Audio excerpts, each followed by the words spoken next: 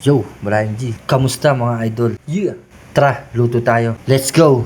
Hiwain na natin ang mabilisan ng gagamitin natin pyesa. Bawang at sibuyas, okay na yung repa. Kung saan ka masaya, suportanta ka. Ingat lang sa paghihiwa, baka madali ang kamay. Tapos maghiwa ka na rin ng kinchay. Yung maliliit lang, para pag nilagay mo, hindi ka mabilis maumay. Sabay, simulan na natin. Pag mainit na ang kawali, lagyan mo ng mantika. Prituhin mo yung tokwa ng mabilisan lang.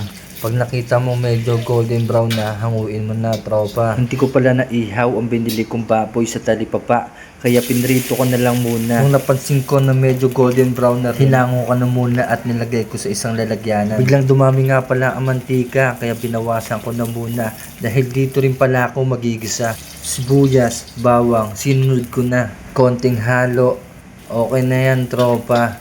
Tapos ilagay mo na rin ang baboy na pinrito mo kanina. Konting halo, lagyan mo na ng paminta, indoroga, pinong-pino. Sinunod ko na rin pala dyan ang sauce ng talaba. Pagkatapos, haluin mo muna. Tapos lagay mo na ang iyong jowa. Huwag masyadong marami, baka umalat ang iyong pagsasama. Haluin mo, huwag kang magsasawa. Kahit madalas, natupakin siya. Lagyan mo ng black beans, tapos lagyan mo ng tubig na 1 timba, tropa. Pag kumulo, lagyan mo ng suka. Yung konti lang. Pangit din yung sumusobra, baka magsawa siya. Lagyan mo rin ng cornstarch, tokwa, tapos konting halo.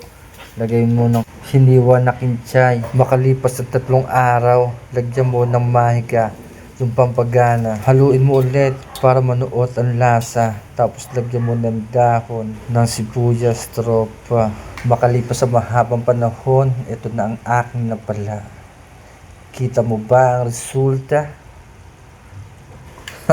Tara, kainan na.